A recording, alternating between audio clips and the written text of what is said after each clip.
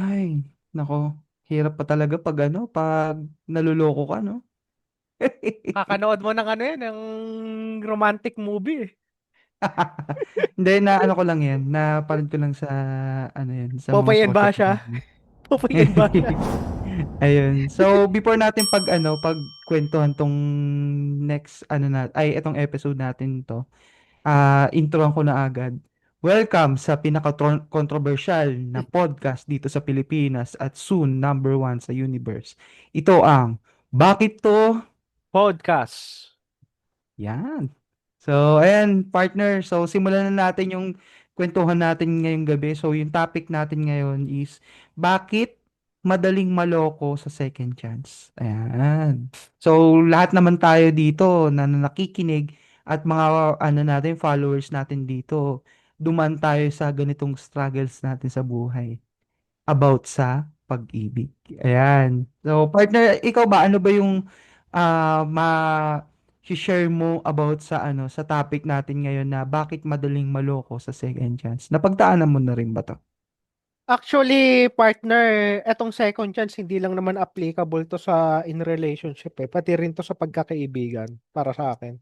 So, Okay. In general, sige, in Oo, general in tayo. general natin. Oh. So, ang second chance kasi kung lalo na kung malapit sa iyo ng taong yun tapos may ginawa siya na hindi mo magugustuhan talaga, no something na parang ikakasira talaga ng relasyon nyo bilang kaibigan or magkasintahan, is minsan kung kung pinapatawad mo na siya, bibigyan mo ng second chance kasi syempre lahat naman tayo nagkakamali, 'di ba? Lahat ng tao nagkakamali. Pero nung second chance na yun kasi minsan kasi naloloko tayo kasi alam na nga natin gano'n ang ugali. Halimbawa, kung natural niya na ugali na gano'n, na may something siya na ibibigay sa atin na hindi natin magugustuhan, mapa-relationship man 'yan or pagkakaibigan, is ginagawa nila ulit 'yun. Tapos tayo naman nauuto, napapabibigyan at napapabigyan natin. Nagiging redundant na 'yung nangyayari. Wala tayong growth sa isa't isa, parang gano'n. Correct, correct yan. Mm. Totoo yan, totoo yan. So, So ano pa para ba yung so mag-share para mo? sa akin, bakit marami ang naloloko sa second chance? So para sa akin Mm. unang-una is nagbibigay ng pag-asa ng pagbabago ng isang tao. So umaasa kasi tayo na kapag binigyan ulit natin pagkakataon, matututo sila sa una nilang pagkakamali. Pangalawa is attachment. So bakit may attachment na yun yung dahilan bakit tayo pwede maloko sa second chance is mahirap bitawan ng taong minahal or pinahalagaan natin kaya kahit nasaktan na tayo, sinusubukan pa rin natin. So, Mm-mm. pangatlo is takot sa pagsisimula muli. So, minsan kasi mas madali ang balikan kaysa magsimula ng panibagong relasyon or panibagong yugto ng buhay o sitwasyon. And then, nung panghuli is pagiging mapagbatawad. So, kabutihang loob o sobrang bait, minsan nabubura ang hangganan na tama na. So ikaw ba partner, anong mai-share mo patungkol sa maraming naloloko sa second chance? Sorry partner ko, natatawa ako. Oh. Which is related, Huwag relate kang naman dun sa pabading-bading sinabi. Baka maya may kabadingan kasi sinasabi eh. Ano ka, si Popoy at ako si Basha. Hindi naman, partner. Before ako pumunta dun sa alam ko pag ako bumigay ng bara dito, susundan mo agad ako eh. Kaya, Mm. bigyan mo na kita ng trivia. So, yung idea ko dito about sa bakit madaming naloloko sa second chance, yung trivia na may bibigay ko dito is, ang second chance kasi partner eh. Hindi lang to basta sa in general ko siya sasabihin, pwede, kumbaga sa relasyon mo sa kapwa-tao mo, mapalalaki man yan o babae. Katulad nga ng sinabi mo, kaibigan na pwede rin sa karelasyon. Is, yan, partner, pagsusugal. Isang sugal, sabi nga nila. Kumbaga, sinusugal mo dyan yung tiwala, pagmamahal mo, panahon mo, effort. Kumbaga, lahat, pati pamato, pananggulo. So, nagbibigay kasi to partner na katulad ng sinabi mo yung pag-asa, pero nasa alanganin ka na. Kumbaga, wala ka ng, kumbaga, hindi na trustworthy yung taong yun para sa'yo. Pangalawa naman dyan, partner, is, kasi, ipapasok ko naman to sa relasyon ng mag-partner, mag-jowa, mag-asawa, yan. So, marami kasing bumabalik partner sa ex o yung sa taong na nakit dahil sa nawawala na yung naniniwala sa pagbabago, yung sinasabi or true love Mm. o dahil sa ayaw lang bumitaw. Kumbaga nakapag-invest ka na dun sa taong yun, 'di ba? Pero partner, minsan hindi ito dahilan sa pagmamahal, kundi dahil sa emosyonal na attachment dun sa taong binabanggit natin or takot sa pag-iisa or pag-asa sa yung umaasa ka pa na maibalik yung dati yung pagsasamahan na okay pa.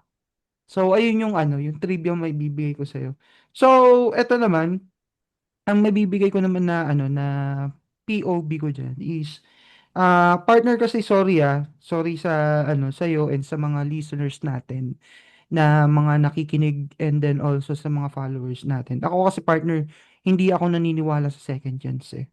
Bakit? Bakit nga ba papi? Bakit hindi ka naniniwala sa second chance?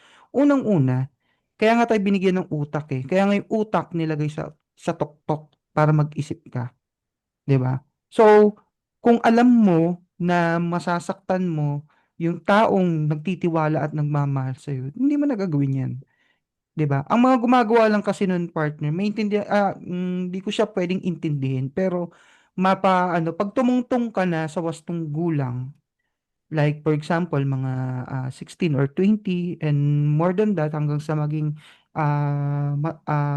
tamang wastong edad ka na, nakapag-isip ka na ng tama at mali. Bakit nga ba hindi ako naniniwala sa second chance? Kasi, unat sa pool, palagay natin yung relasyon. Unat sa pool, may partner ka, mapabamae man yan o lalaki. Alam mo na itong gagawin mong ito, or yung kilos or hakbang na gagawin mo is, alam mong makakaapekto sa relasyon ninyo. Pero, pinush mo pa rin. Sumugal ka na gawin yun na alam mong may merong maaapektuhan na relasyon. So, ano ba? Dahil syempre, tao lang naman tayo eh, Pilipino or kahit anumang lahi natin. Syempre, pag once na mahal natin yung tao, hindi naman minsan, madalas, na kibit balikat na lang natin na, sige, patawarin na natin yan. Yun yung tinatawag na second chance. Merong second chance na nagbabago talaga, meron naman din. Dalawa yan eh, parang sa coin yan eh. Merong nagbabago talaga, pero doon sa kabilang side ng coin is mas nagiging worst. Kung bakit ko sinabi na hindi ako naniniwala sa second chance kasi nasira na yung tiwala mo eh. Nasira na yung tiwala mo, nagkakaroon ka na ng paranoia sa utak mo na every time na hindi siya makapag-update sa'yo, bilang kaibigan or bilang asawa or girlfriend, is iisipin mo na ibinabalik niya na naman yung kalokohan niya ginagawa sa'yo. So in short, hindi ka na masaya dun sa relasyong binuo niyo na maayos. Kaya nga sabi ko nga dito sa POV ko na hindi ako naniniwala sa second chance kasi unat sa pool pa lang, alam mong mali pero pinasok mo at sinugal mo na alam mong may masasaktan. So, para sa akin, yung second chance na yan is situational lang yan. Bakit ko nasabing situational? Pwede kasi tao lang naman tayo, pwede tayong magpatawad. Kaya natin patawarin yung taong yun, pero yung tiwalang ibinigay ko sa'yo or binigay nila sa'yo is hindi mo na maibabalik yun. So, situational lang para sa akin ng second chance. So, ikaw ba partner, may idadagdag ka ba dun sa mga ideas na nabigay ko? Wala na. Bakit wala na? So, ayun yung naibigay ko talaga dun sa topic natin na yun. So, ayun, may idadagdag ka pa ba partner dun sa na yun? Sa mga experience mo, mga jowa, ganun, exes, so, ganun. Actually, yung mga may mga nasabi ka na oh, napagbigyan ko ng second chance pero hindi nag-workout. So, it doesn't make point naman ng mga sinabi mo kung bakit. Di ba? Kasi yun kasi partner yung nakakaiwan ng pilat sa atin eh. Yung pilat, yung sakit na parang pag minsan lang siya maka-miss ng isang bagay, parang, hindi parang, wala ka ng tiwala, para may babalikan ka pa. Parang Kumbaga, yun, ano eh, ang ano. swerte mo na kung talagang binago niya yung sarili niya. Since Mm. na pinagbigyan mo ng pangalawang pagkakataon.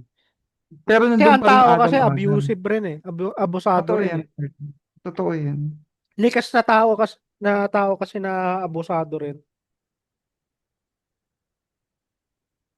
Kaya yun nga yung ano, yun yung para sa akin yung pananaw ko pagdating sa ano, sa second chance. Though masarap siyang panoorin sa ano, telenovela, pero Si masakit pag Popoy sa ba siya? hindi, marami naman kasing ano, actually hindi naman ako mahilig sa ano partner, sa love Sa story. romantic movie. Oo. Oo, kasi hate ko talaga yan dahil syempre, Ang lahat naman baduy, no? tayo. Actually, bilang Dep lang sa mga daliri ko sa ano kamera. eh, actually depende sa ano yan eh, sa storya yun eh. Yung The Notebook, ayan, hindi ko makakalimutan yan kasi true love talaga yun eh. So, para sa akin kasi, ang second chance is, ano lang siya, situational effect para sa akin na parang ganun. Ganun na talaga ako mag-isip ever since talaga na even may relationship or friend ganyan pag once na nagpakita ka na sa akin ng hindi hindi maganda or sinira mo yung tiwala ko sa iyo, patawarin kita, pero I make sure na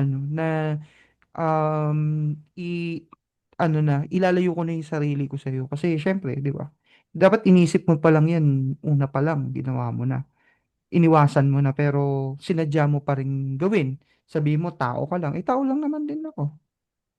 'Di ba? Inintindi naman kita, pero ikaw hindi mo inintindi yung sitwasyon. Parang ganun lang naman din yung kababaksakan yan. 'Di ba?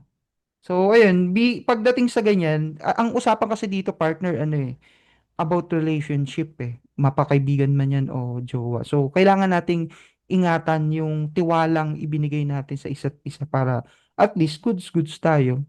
'Di ba? Kasi marami namang paraan na para humingi ng patawad na tinatawag natin. Marami eh.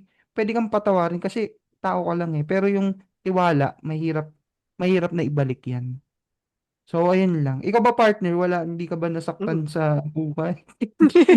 Wala talaga sa buhay, no? Hindi ka ba Pero syempre, nakaranas ano, ng nakaranas din ako. heartbroken, ganun, Mm. heartache, Pero ganun? Ano ba syempre, yung... proceed na tayo kasi mga insights ko rin, mga nasabi mo na rin majority lahat. Sorry. Sorry naman. Ha? Sorry naman.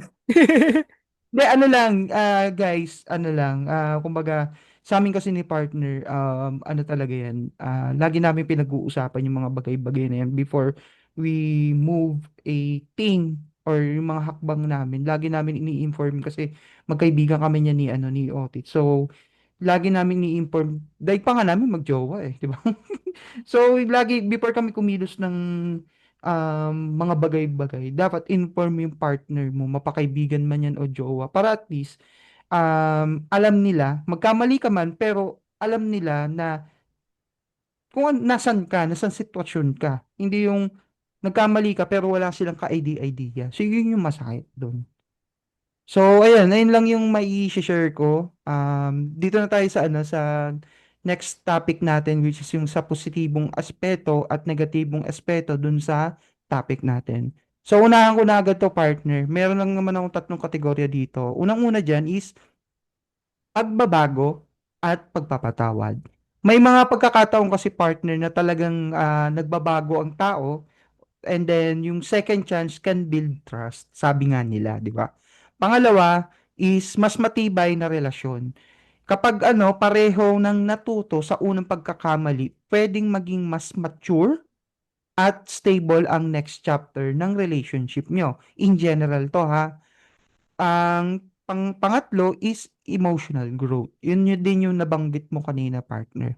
Kumbaga, natututo kang magpatawad at mag-reflect sa sarili mo nang hindi lang sa partner mo, kundi yung sa sinabi ko, yung self-reflect kung paano ka maging matibay. So, ikaw ba, partner, ano ba yung mga positibong pwede mong i-share?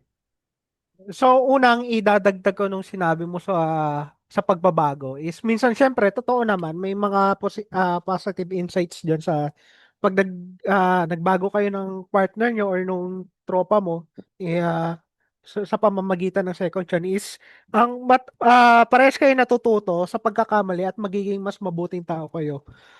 And then pangalawa is strengthening nung maturity nyo. So, syempre, kung nakikita mo hanggang sa anong pasensya, tiwala at kakayahan yung magpatawad. So, syempre, kung matured kayo mag-isip at marunong kayong mag-unawa sa isa't isa, maano nyo yun, magre-reconcile kayo. Pero ngunit, syempre, kagaya nung sinabi mo, nagkakaroon talaga ng lamat na which is yun yung trust issues na tinatawag. And then Correct, correct. and then pangatlo is kung parehas kayo nagbago, mas tatatag ng relasyon nyo. Hindi lang to sa bilang magjowa kundi dun sa pagiging pagkikaibigan din. So, kung pareho kayong natuto, minsan mas matibay pa ang samahan sa ikalawang pagkakataon. Kung parehas kayo nagbago. Mm. So, ayun lang. Ayun nung positibong aspeto na maidadagdag ko patungkol sa ating Okay. topic ngayon. Then, yung next naman is yung sa mga negatibong aspeto dun sa topic natin ngayon, ngayong gabi. So, meron ng apat na kategorya dito. Unang-una dyan, partner, is cycle of toxicity. Kapag hindi na talaga nagbago, paulit-ulit lang yung sakit na mararamdaman mo dun sa sitwasyon na yun. Pangalawa, self-deception. So, dito, mas pinipili mong maniwala na lang na na magbago siya kahit may red flags na pinakita siya sa'yo. Pangatlo, emotional damage. Ito yung mga mabigat-bigat talaga. Mas mahirap bumangon kapag pangalawang beses or pangatlong beses na niloko ka. Sabi nga dun sa correct me if I'm wrong. Anong tawag dun? First try will be kumbaga hurt na. Pangalawa, poisonous. And then third time is napaka-dangerous na yan pag lagi nang inuulit-ulit sa'yo. So yung pang-apat is dependency. Nagiging addiction na kumbaga nagiging addiction na ang relasyon kapag hindi na nagwo-work out yung nangyari na sitwasyon dun sa relasyon nyo. So, kumbaga, puro takot, paranoia na lang yun na iiwan sa'yo. Hindi ka masaya, in short. So, ayun, yun yung maibibigay ko na negatibong aspeto. Ikaw ba, partner? Ano ba yung maidadagdag mo? So, unang-una para sa akin is, pwede maulit ng pagkakamali. Yun yung unang-unang negatibong epekto nito is, ah, kung walang tunay na pagbabago, paulit-ulit lang no sakit. Kaya ako nasabi, yun yung unang-una para sa akin, nung paulit-ulit ng pagkakamali.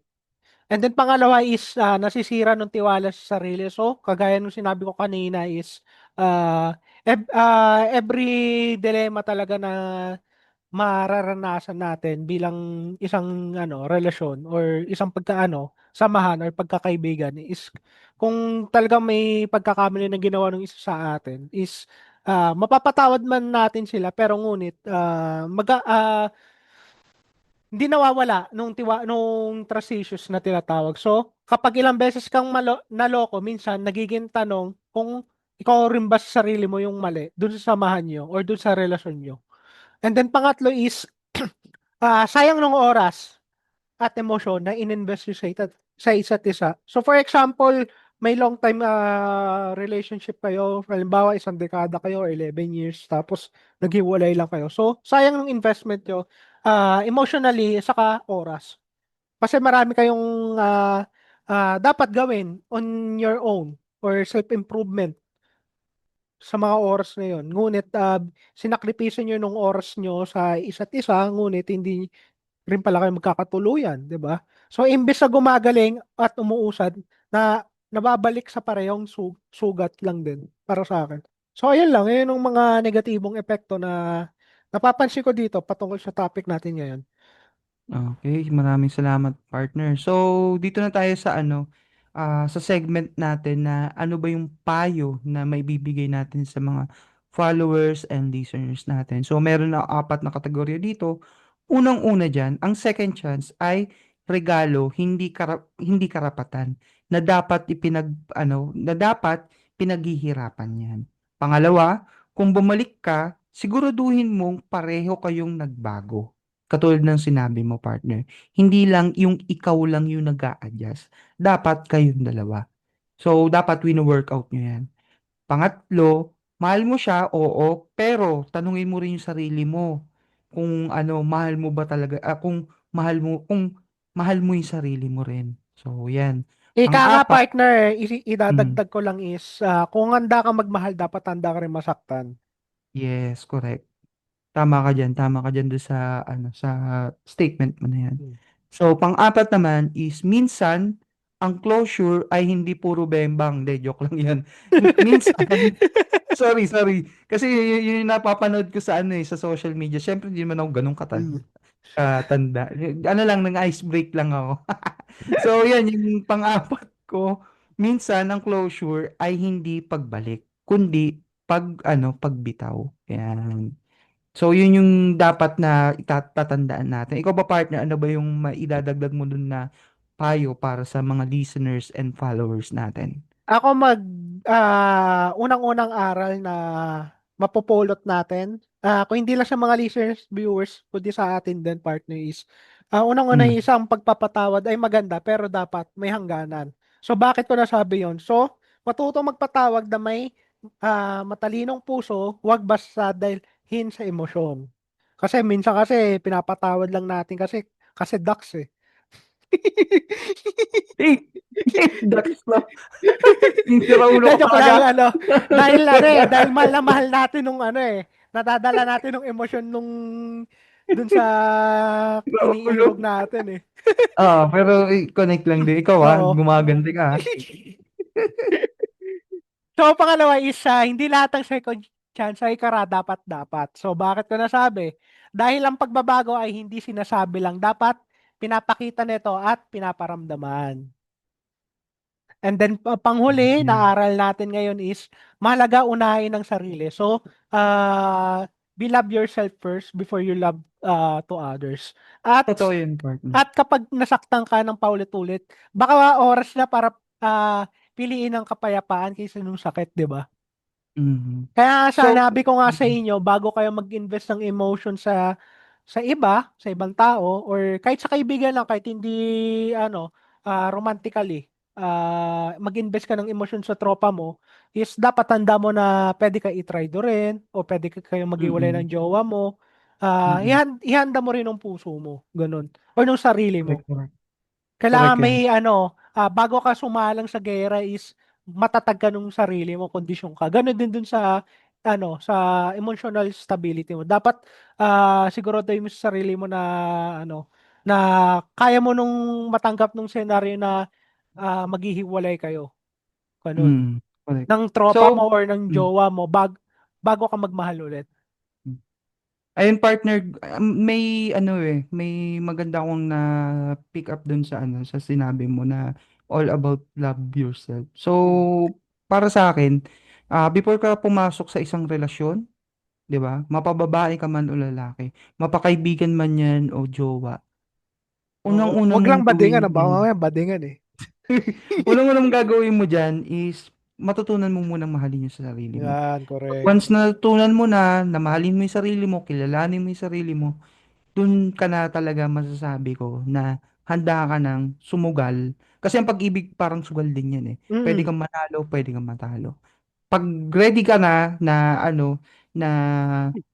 na kilala mo na yung sarili mo, kaya mo nang kontrolin, kaya mo nang magtira para sa sarili mo. So, yun, sugal ka na.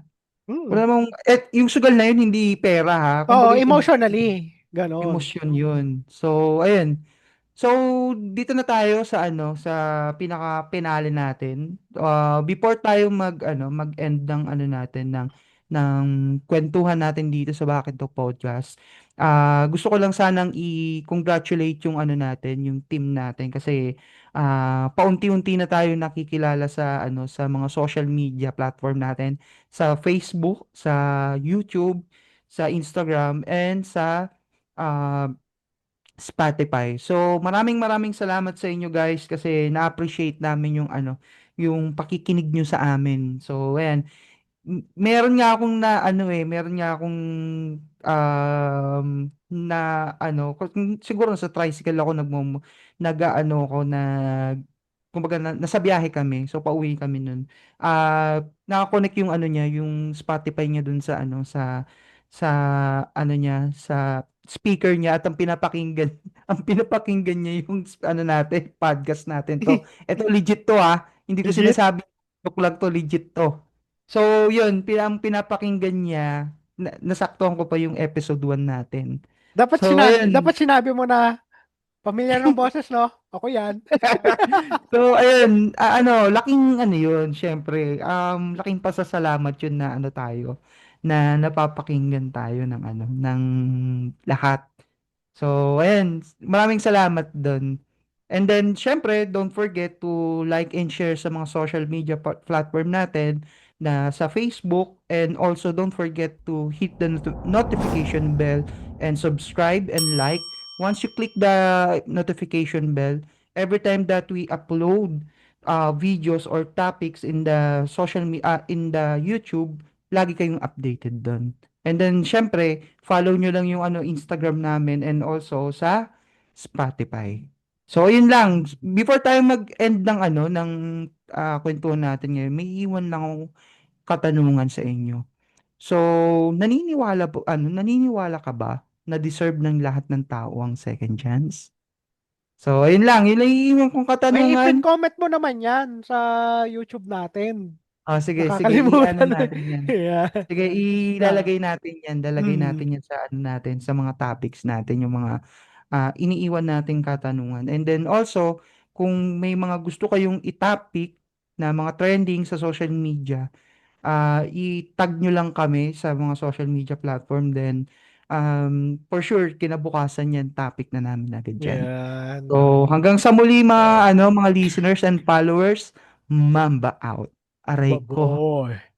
Baboy. Bye-bye.